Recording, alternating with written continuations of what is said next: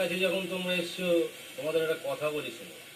আমি মনে করি শিক্ষার সাথে রাজনীতির কোনো সম্পর্ক থাকা উচিত নয়। শিক্ষাকে বাঁচিয়ে রাখার তাগিদে যদি রাজনীতির প্রয়োজন হয়ে পড়ে, তাহলে তাকে অবশ্যই স্বাগত জানাবো। আপনি ঠিক বলেছেন স্যার। হ্যাঁ, তোমরাই দেশের ভবিষ্যৎ। যে কোনো অশুভ শক্তির বিরুদ্ধে তোমাদেরই রুখে দাঁড়াতে হবে। তবে ছাত্র জীবনে রাজনীতি এমনটি হতে হবে যা দেশের উন্নতি প্রকল্পে দেশবাসীকে উদ্বুদ্ধ করে। না খেতে পাওয়া মানুষের পাশে দাঁড়াতে হবে। ঝান্ডা নিয়ে পথের মধ্যে বসে পড়লে হবে না। মনে রাখতে হবে নেতাজি, গান্ধীজি, রামমোহন, বিদ্যাসাগর এরাই তোমাদের প্রতিকৃতি। এদেরকে অনুসরণ করো। যাক, আমার কাছে যখন তোমরা প্রার্থীর জন্য এসেছো, তখন তোমাদের বলি, তোমাদের এই কলেজের প্রাক্তন ছাত্র এই যে আমার ভাগ্নে মাধব দত্তকে তোমাদের পাশে ছিলাম। কি তোমরা খুশি তো?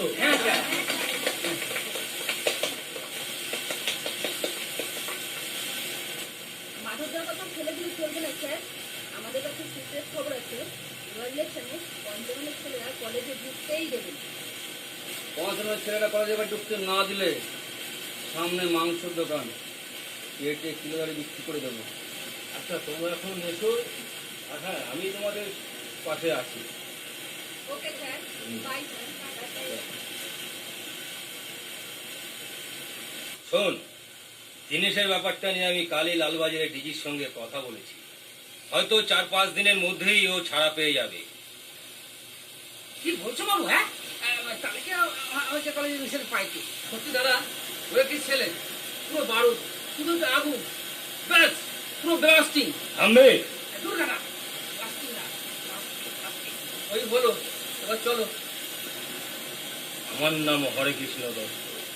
কোথায় গর্ত করলে জল উঠতে পারে সেটা আমার নখদর্পণ। কি বাবু, তুমি রাজনীতি না, তোমাকে না আমার এদিকে অবতার বলে মনে হয়।